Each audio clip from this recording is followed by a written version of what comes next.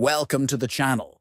Today we are going to guide you on how to enable camera access in the Puma app on your phone. If you want to use features that require your camera, following these instructions will make sure everything works smoothly. Let's start steps. First, open the Puma app on your phone. Look at the bottom right corner and tap on the account icon. Next, once you are in the account section, you will see a menu. From there, tap on Settings. Once inside Settings, look for the camera permission option and select it.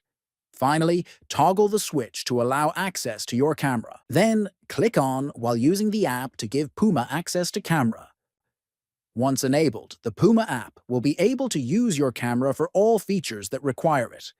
You can now enjoy taking photos or videos, scanning QR codes, or any other functionality that needs camera access. If this video helped you, please subscribe to the channel, like the video, and share it with friends. Thanks for watching and see you in the next video.